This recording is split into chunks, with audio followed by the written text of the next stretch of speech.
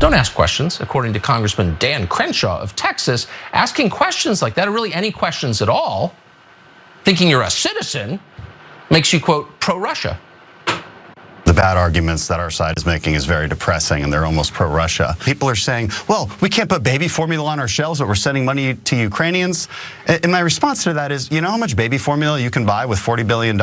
In the ever-turbulent arena of American politics, few rivalries spark as much controversy as the one between Congressman Dan Crenshaw and former Fox News host Tucker Carlson. Behind the headlines lies a story of personal pride, ideological warfare, and media manipulation. Crenshaw, a decorated Navy SEAL turned lawmaker known for his staunch patriotism, has repeatedly lashed out at Carlson, a master of provocative commentary and sensationalism. Join us as we uncover the layers behind the hostility and reveal what lies at the heart of this relentless conflict, the genesis of a rivalry. The origins of the animosity between the two stretch far beyond isolated media moments. On one side stands Crenshaw, a former Navy SEAL whose military valor and subsequent transition to Congress have made him a symbol of resilience and patriotism for many Texans. Known for his direct and unfiltered commentary on issues ranging from national security to U.S. foreign policy, Crenshaw's reputation is built on decades of service and a willingness to confront uncomfortable truths. On the other side is Tucker Carlson, a media figure whose persona evolved from that of a provocative interviewer to a master of sensationalist commentary.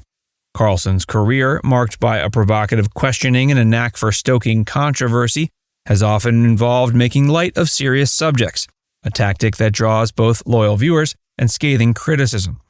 Early encounters between the two were laden with sharp exchanges.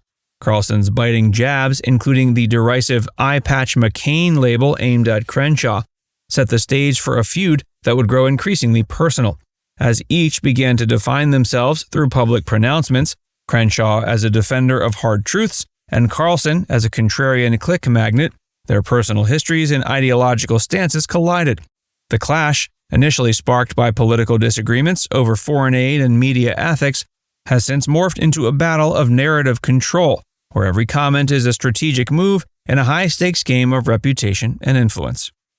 The Hot Mic Moment and Escalation. Have you ever met Tucker? We've talked a lot. If I ever meet him, The rivalry reached an explosive peak on a seemingly ordinary day on Capitol Hill when Crenshaw's off-the-record remarks were captured by a hot mic. During an interview with GB News, Crenshaw, in a moment of raw candor, unleashed a threat that would become the symbol of this escalating feud. Quote, "If I ever meet him, I'll effing kill him." This visceral statement, though later downplayed by Crenshaw as a momentary lapse, sent shockwaves across political and media circles.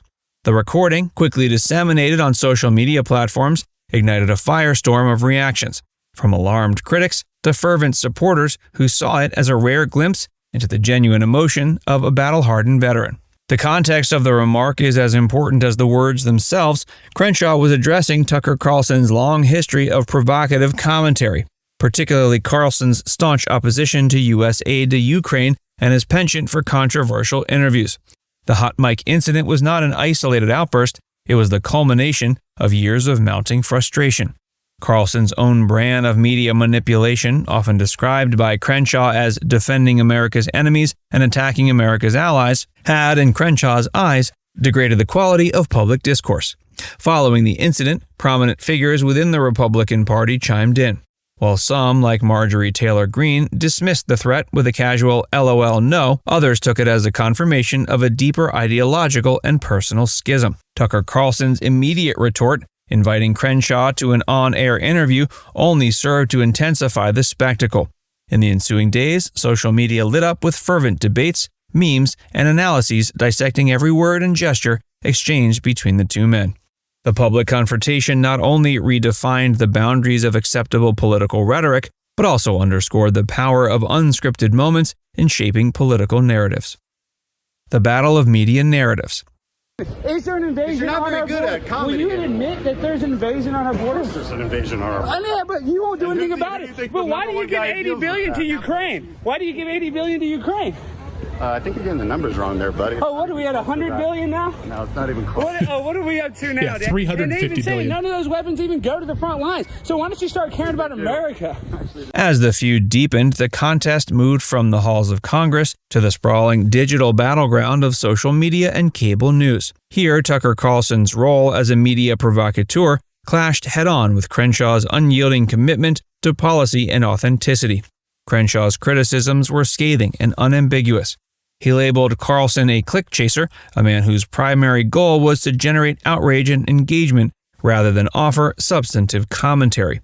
In his tweets and interviews, Crenshaw argued that Carlson's tactics were not only intellectually dishonest, but dangerous, as they sowed doubt and paranoia among his viewers.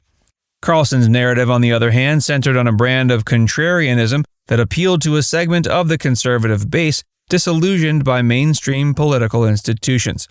His shows were crafted to challenge conventional wisdom, often by exaggerating controversies and exploiting sensitive topics like national security and international conflicts. By juxtaposing policy with personal ridicule, such as his repeated jabs at Crenshaw's military service and his eyepatch McCain quip, Carlson created an image of a fearless, if provocative, truth-teller. Evolution of the feud. Over time, the initial bursts of anger and snide remarks evolved into a more elaborate and public war of words. What began with Carlson's mocking monikers and Crenshaw's incendiary threats gradually transformed into a sustained media confrontation that has come to represent a broader cultural divide. Early exchanges, such as Carlson's eyepatch McCain comment aimed at Crenshaw's visible war wound, were symptoms of a media environment increasingly willing to leverage personal vulnerabilities for political gain. Crenshaw's evolution from a reluctant politician to a vocal critic of what he calls faux intellectualism has been accompanied by a growing disillusionment with a media establishment he believes sacrifices truth for profit. His comments on Tucker Carlson, especially the characterization of Carlson's career as a series of click-chaser tactics, reflect a deep-seated belief that sensationalism undermines genuine political debate. Meanwhile, Carlson's shifting stance, from defending against jokes about his own treatment of veterans to actively mocking Crenshaw's service record, illustrates the mutable nature of modern media battles. The crescendo of shocking revelations. As the verbal sparring reaches new heights, the most shocking revelations about the feud are beginning to emerge. Revelations that expose not just personal animosity, but also deep ideological fractures. Behind the inflammatory tweets and hot mic outbursts is a calculated strategy. Crenshaw's relentless attacks on Carlson's platform and his explicit disdain for what he sees as manipulative media tactics are not simply expressions of personal anger. They're a rallying cry for a return to principled discussion. By denouncing Carlson as a click chaser and a purveyor of false narratives, Crenshaw is drawing a stark line between those who earnestly serve the public interest and those who exploit sensationalism for personal gain. At the same time, Carlson's calculated use of humor and provocation, his willingness to flip positions and mock veterans, reveals a media personality adept at reinventing his narrative to suit the moment. Now it's time to hear from you. Who do you like more in this feud, Crenshaw or Carlson? Let us know in the comment section below.